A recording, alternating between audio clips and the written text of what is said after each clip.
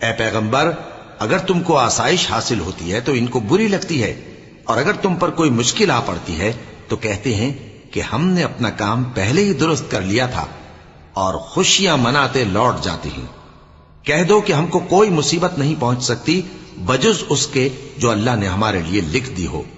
وہی ہمارا کارساز ہے، اور مومنوں کو تو اللہ ہی پر بھروسہ رکھنا چاہیے۔ کہہ دو کہ تم ہمارے حق میں دو بھلائیوں میں سے ایک کے منتظر ہو، اور ہم تمہارے حق میں اس بات کے منتظر ہیں کہ اللہ یا تو اپنے پاس سے تم پر کوئی عذاب نازل کرے یا ہمارے ہاتھوں سے تمہیں عذاب دلوائے، سو تم بھی انتظار کرو، ہم بھی تمہارے ساتھ انتظار کرتے ہیں۔ کہہ دو کہ تم مال خوشی سے خرچ کرو یا ناخوشی سے، تم سے ہرگز قبول نہیں کیا جائے گا،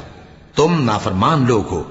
اور ان کے خرچ کیے ہوئے مالوں کے قبول ہونے سے کوئی چیز مانے نہیں ہوتی سوائے اس کے کہ انہوں نے اللہ سے اور اس کے رسول سے کفر کیا، اور نماز کو آتے ہیں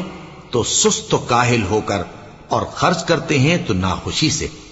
بس تم ان کے مال اور اولاد سے تعجب نہ کرنا۔ اللہ چاہتا ہے کہ ان چیزوں سے دنیا کی زندگی میں ان کو عذاب دے، اور جب ان کی جان نکلے تو اس وقت بھی یہ کافر ہی ہوں، اور اللہ کی قسمیں کھاتے ہیں کہ وہ تمہیں میں سے ہیں، حالانکہ وہ تم میں سے نہیں ہیں۔ اصل یہ ہے کہ وہ ڈرپوک لوگ ہیں۔